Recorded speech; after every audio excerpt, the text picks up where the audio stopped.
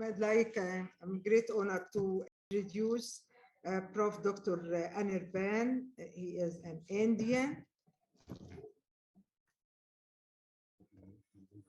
Really, Indian Valley civilization flourished between 2800 BC and 1800 BC, had an advanced and flourished economic system. The Indus Valley people practiced agriculture, domesticated animals, made tools and weapons from copper, bronze, and tin, and even traded with some Middle East countries. And India are ancient civilized countries. Salute Egypt, salute India. Prof. Dr. Anirban Choudhuri is a director professor of anesthesia and critical care, GP Pant Hospital, New Delhi. Area of interest is mechanical ventilation, sepsis,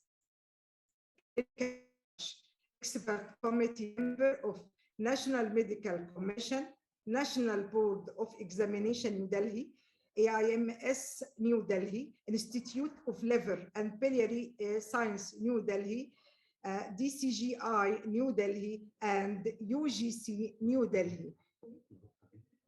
This is the hospital where Dr. Choudhuri worked. Yes, okay, Prof. Choudhuri, okay. Egyptian Society of Anesthesiology, and also the organizers of this virtual online program for organizing this wonderful mega online course. And also I thank for giving you an opportunity to present in this platform. I bring to you my greetings from India, and I hope that you have a very fruitful session. Now, my job has been made easier by my previous speakers, who have mostly covered the important areas of anticoagulation management, including the perioperative period, beginning from the first speaker. So what I will be telling is certainly will be an overlapping, but it will be a more of a recapitulation rather than something new. So while talking about perioperative management of anticoagulation, let us start with a case. Our patient is a 54-year-old male, a case of subacute intestinal obstruction with signs of peritonealism in the form of rebound tenderness. The patient has history of myocardial infarction 3 months ago and was placed a drug-eluting stent PCI in the LAD.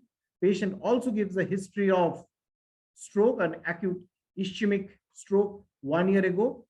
And presently, the patient is on dual antiplatelet, aspirin clopidogrel, on telmisartan, metoprolol, rosuvastatin, and dabigatran. The CECT abdomen shows adhesions and narrowing in the jejunum, along with some free fluid also in the peritoneum. The patient has been planned exploratory laparotomy for this condition. So the question remains, what should be the coagulation management during the perioperative period of this patient or in such similar patients?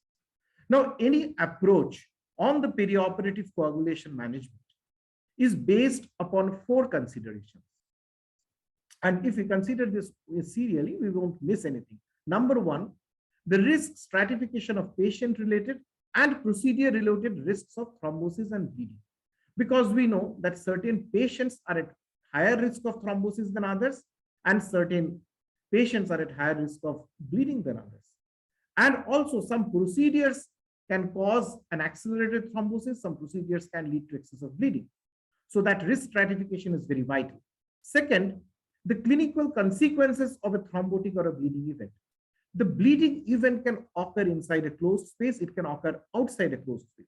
If there is a bleeding event inside a cranial cavity, in the mediastinum, or else in some areas where the consequences can be more harmful, then that should strike an alert note much before, because that cannot be tolerated by the patient. Third is the plan of discontinuation or reinitiation of anticoagulation therapy based on the pharmacokinetics of the agent that are being used. And fourth, the decision about the use of periprocedural heparin bridging for the prevention of postoperative thromboembolism. So based upon these 4 considerations, our road forward can be decided upon. Now, coming to the first point, that how to suggest risk stratification for perioperative thromboembolism. Now, this is the American College of Chest Physician guidelines. They have identified 3 major conditions where the risk of perioperative thromboembolism is very high. There can be others where also the risk of thromboembolism may be high, but these 3 in particular have been notorious. One is the presence of mechanical heart valve, second is atrial fibrillation, and third is a patient who already has venous thromboembolism, either in the recent past or before. Now, these are categorized into high, moderate, and low based upon whether the risk is more than 10% per year of arterial thromboembolism or more than 10% per month of venous thromboembolism, or 4 to 10% of arterial and 4 to 10% per month of venous, or less than 4% per year of arterial and less than 2% per month of venous. And accordingly, there are set criteria which have been identified that comes under the high, moderate, and low category. For example, if there is a bileaflet AVR without major risk factors for stroke, that is of low risk. If there is a bileaflet AVR with major risk factors for stroke, it is moderate. But any mechanical mitral valve, caged valve, or tilting disc valve in mitral or aortic position and a recent stroke or TIA within 6 months puts the patient at high risk category. Similarly, the CHAD score of more than 5 or 6 along with a recent stroke or TIA, presence of rheumatic valvular heart disease puts them at high risk of thromboembolism following atrial fibrillation. A CHAD score of 3 or 4 puts them in moderate, while a score of 0 to 2 and no prior history of stroke or TIA puts them under low risk. And likewise, for venous thromboembolism, if the history is of more than 12 months, it is low. If it is within past 3 to 12 months with recurrent VTE, non-severe thrombophilia, active cancer, the risk is moderate. And for rest of the conditions, again, it falls under the high risk category. Now, one thing needs to be mentioned about this CHAD score for the simple reason that this indicates the increased risk of thromboembolism in patients with atrial fibrillation.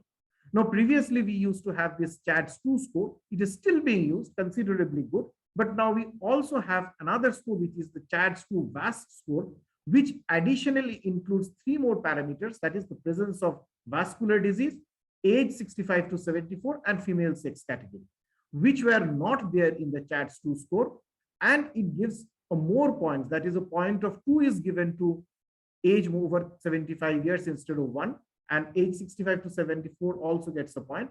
So now it is seen that this CHAD-2 VASC score markedly improves the classification and can identify the patients who are truly at risk of stroke, maybe sometimes better than those than that of the CHAD-2 score.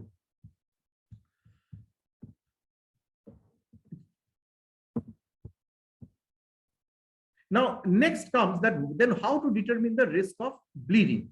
Now, this acronym gives some relevance in this field, that when a patient is undergoing surgery, the presence of any of these factors, if present, falls under, like H stands for hypertension, A for abnormal liver and renal function. If both are abnormal, the score is 2. If either of them is, the score is 1. Then stroke, bleeding, labile INR, elderly more than 65, and drugs or alcohol. Again, the point is 1 or 2, depending upon whether one factor is present or both are present. And a Hasbled score of more than 3 indicates a high bleeding risk. So along with that, there are also certain procedures which are of high surgical procedures which has high risk of bleeding, like colonic polyp resection, ERCP with sphincterotomy, cardiac surgery, intracranial surgery, spinal surgery, major orthopedic surgery, so on, along with some surgeries which have comparatively lesser risk of bleeding as indicated in the table below. So therefore, among the surgical procedures, if the person is supposed to undergo intracranial, cardiac, and neuroaxial procedures, they are of particular concern for the reason that I stated before, because here the blood accumulates inside a closed cavity, so the risk of herniation in case of brain, risk of epidural hematoma in case of spinal cord, risk of tamponade in case of mediastinal bleeding. So all this is considerably higher and can be lethal. So now how to determine whether or not to interrupt the anticoagulation therapy? Now the optimal management is only achieved through a balance between this thromboembolic and bleeding risk. And all I say is that however scoring system may be accurate, However, charts and guidelines may be followed. It is not possible to identify absolutely at a target zero level to a patient with equal dexterity that the risk of thromboembolism or bleeding perfectly. So always there has to be a balanced decision based on the presence or absence of these factors on a case-to-case basis. Patients with a high risk of bleeding will benefit from anticoagulation interruption. Patients with high risk of thromboembolism may benefit from a bridging therapy and the shortest period of anticoagulation withdrawal. So now, how to plan surgery in a patient with dual antiplatelets? Because many patients who have been undergone percutaneous coronary intervention are on dual platelets, most of them, because drug-eluting stents are commonly placed nowadays everywhere. So if aspirin and pyridine need to be withheld during the perioperative period for high risk of bleeding, then elective surgical procedure should be delayed 6 weeks for patients with bare metal stent and for 6 months for patients with drug-eluting stent. In case the surgery cannot be postponed for that time, the dual antiplatelet therapy should be continued throughout the perioperative period. Now, this 2016 American Heart Association and American Cardiology Association guidelines updated and modified the previous recommendation, which used to be 1 year for DES and 6 months for bare metal stent. So this has been modified and revised. However, if we look into this large systematic review, we can very well see which seeks to look into the studies that have investigated the effect of platelets. We find that evidence regarding perioperative antiplatelet management in patients with cardiac stents undergoing non-cardiac surgery is insufficient to guide practice. Why so? Because here you can see this is the bleeding risk. This is the most severe adverse cardiovascular event risk. Here it is less than 6 months. Here it is more than 12 months. And here it is 6 to 12. So this blue indicates bridge therapy. That increases again the risk of the bleeding event rate increases, although the adverse cardiovascular event rate is minimized. Whereas this DF, that is double antiplatelet, if it is continued both, that reduces the risk of bleeding, but again, the adverse cardiovascular is not changed, but the risk of bleeding is reduced. So there are a lot of fallacies in the studies which this meta-analysis revealed. And therefore, it cannot be said with confirmation that what would be the best approach in such cases. Then how to manage antithrombotic therapy in patients undergoing surgery? Based upon the studies and guidelines, patients with recent coronary stent implantation should postpone elective surgery during the critical periods, which I mentioned, 6 weeks for BMS and 6 months for DES. If surgery cannot be postponed, dual antithrombotic therapy should be continued throughout the perioperative period. In patients who are at high risk of cardiac events, aspirin should be continued throughout the perioperative period, with clopidogrel and prasugrel discontinued 5 days prior to surgery and resumed 24 hours postoperatively. For patients at low risk of cardiac events, then there again, dual antiplatelet therapy can be discontinued 7 to 10 days before surgery and restarted 24 hours postoperatively. So this is not a guideline, but it is an advisory, so that can be implemented as per the prevailing practice guidelines of a place, of an institute. Next question comes, then what is this bridging therapy? Bridging therapy is nothing. Bridging anticoagulation consists of substitution of a long-acting anticoagulant, usually which you call is warfarin, for a shorter acting coagulant, usually the low molecular weight heparin. So this limits the time of subtherapeutic anticoagulation levels. So therefore, this risk of thromboembolism is minimized. And in special cases, this bridging therapy may be used. So when to bridge? When a patient is having a mechanical heart valve following MVR, DVR with additional risk factors like stroke, TIA, cardioembolic events, intracardiac thrombus, more than 2 mechanical valves, etc. Patient with stroke, episodes of systemic emboli or VTE during the last 3 months, patients with atrial fibrillation and CHAS2-VASc score of more than 5, along with additional cardiovascular risk factors, and patient with recent coronary stenting within the past 12 weeks. So this was the original bridge study design, in which this study, which 1884 patients were enrolled, 950 were assigned to receive no bridging therapy, 994 were assigned to received bridging therapy. And incidentally, this found that the incidence of arterial thromboembolism in the no bridging group and the bridging group did not differ, because it was 0.4% versus 0.3%, which was not significant. But the incidence of major bleeding, which occurred, that was 1.3% in the no bridging group and 3.2% in the bridging group. So therefore, the bridging group had more bleeding. So what they did in this study was that they stopped here. They stopped warfarin here. They 3 days before they started this, they started the study drug. Here you can see around 3 days before the surgery, and the placebo in another group. And later on, within 1 day, they again within 24 hours, they restarted the either dalteparin, which was the study drug, versus the placebo. And then once the INR was reduced to normal, then they restarted the warfarin. So they resumed dalteparin or placebo within 24 hours after the procedure in patients who underwent a procedure associated with low risk of bleeding, but they resumed dalteparin or placebo 48 to 72 hours after the procedure in patients who underwent a procedure with a high risk of bleeding. So later on, they stopped when the study drug, when the INR therapeutic was achieved, they again continued with warfarin. Now, if we see, this is the study which did not show any difference in benefit, but still then there were a lot of studies which compared this bridging versus no bridging in different cohorts of patients, and also the types varied. Some were prospective, some were retrospective, some were RCTs, as well as there were meta-analysis too. So despite the growing evidence about limited to non-existent benefits of bridging therapy, yet it is still being used as on a case-to-case basis because it is considered to be useful in some patients. So how to bridge? As I said, preoperatively discontinue warfarin 5 days before the surgery. 3 days before the surgery, start with subcutaneous low molecular weight heparin or unfractionated heparin, depending upon the renal function of the patient at therapeutic doses. 2 days before the surgery, assess the INR. If the INR is greater than 1.5, vitamin K can be administered at a dose of 1 to 2 mg. And then discontinue low molecular weight heparin 24 hours before surgery or 4 to 6 hours before the surgery if unfractionated heparin is used instead of low molecular weight.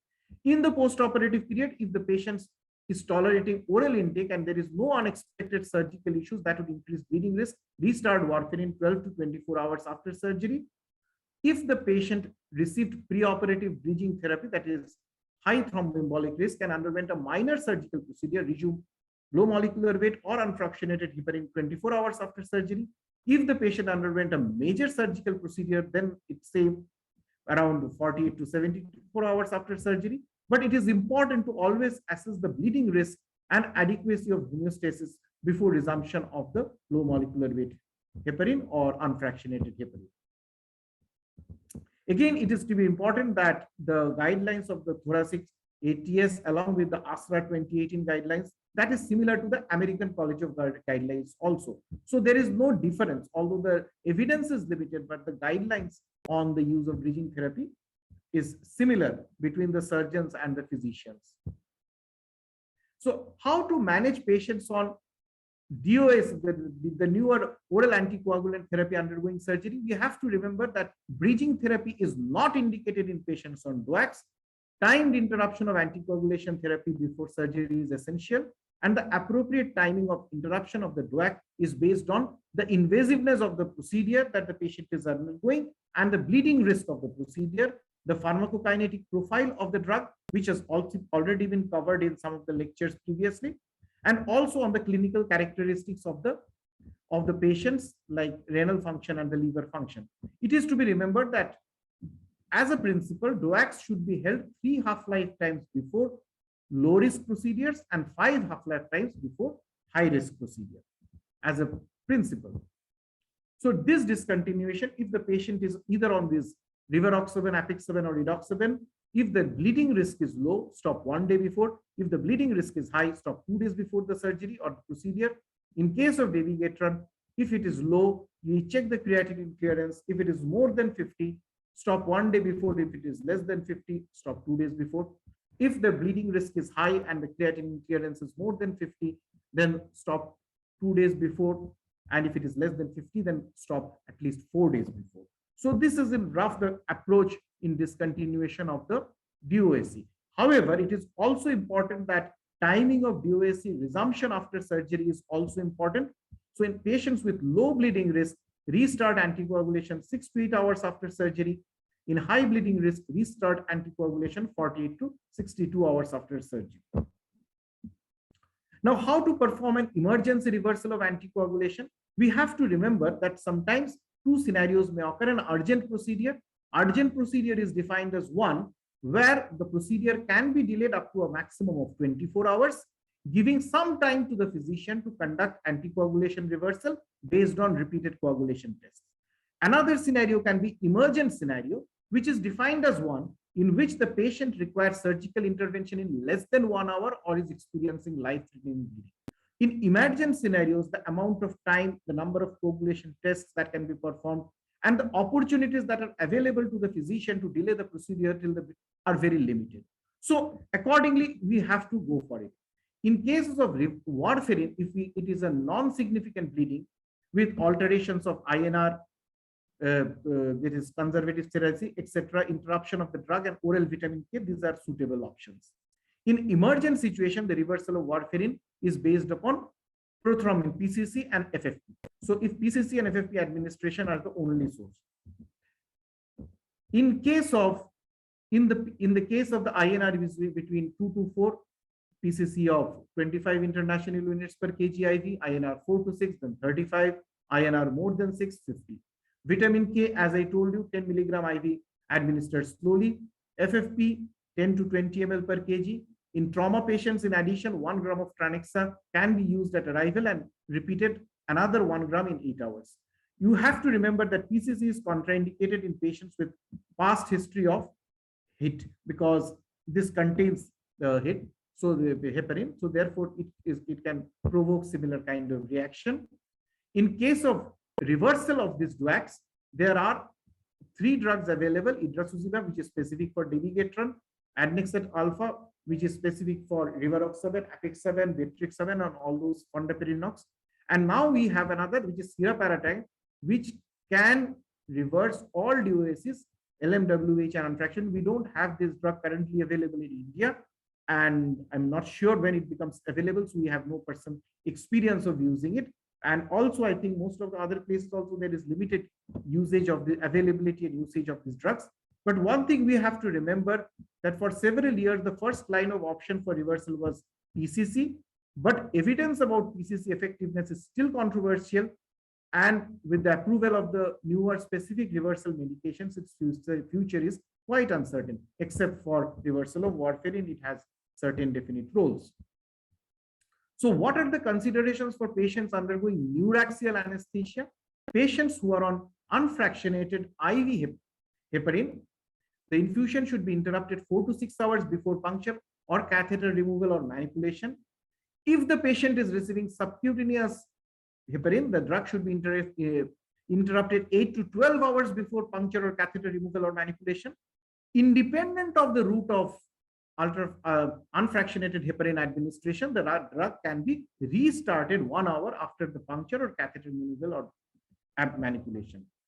For patients receiving prophylactic dose of low molecular weight heparin, the drug should be interrupted for 12 hours before puncture or catheter removal and manipulation, and 24 hours if the dose is therapeutic. Again, independent of the low molecular weight heparin dose, the drug can be restarted 4 hours after puncture or catheter removal / manipulation.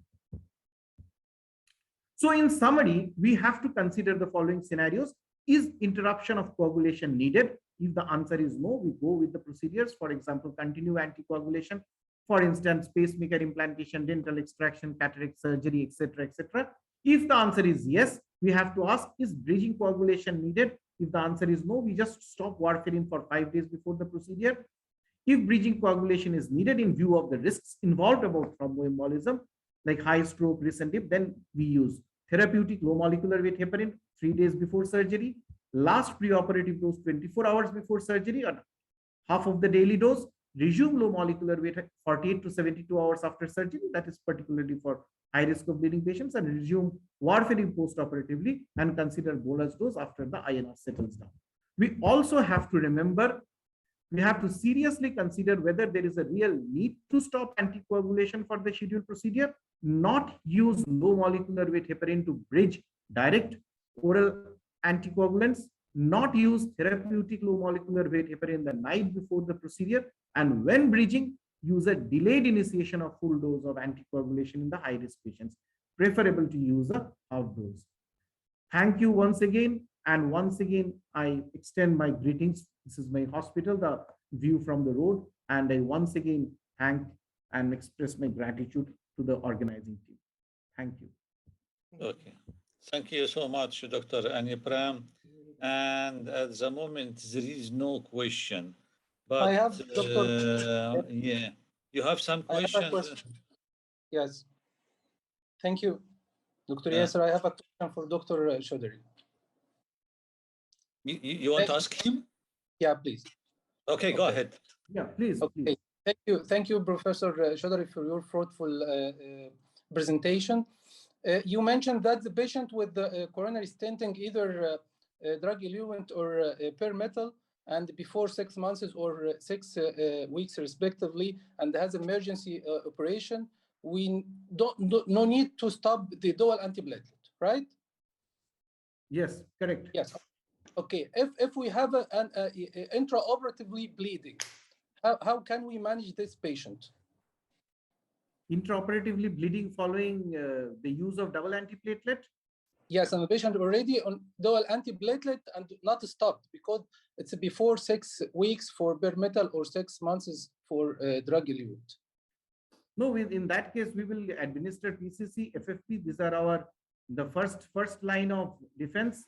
When once we have, because we know that aspirin-induced bleeding, if it is purely aspirin-induced bleeding, it is difficult to control. We don't have antidotes.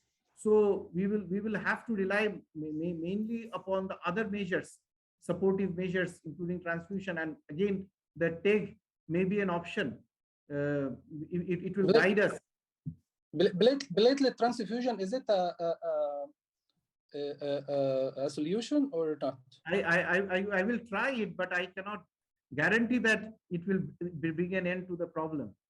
If it is purely because of aspirin or the clopidogrel induced bleed, it's very difficult scenario because I have personal experience because my father witnessed such a bleeding because he had GI bleed, very severe. It was organ lesion photocoagulation, and in the same admission he had an MI, and it was a diffuse MI, so he had to be so. And after that, it was I myself saw that the aspirin-induced bleed is very difficult at times.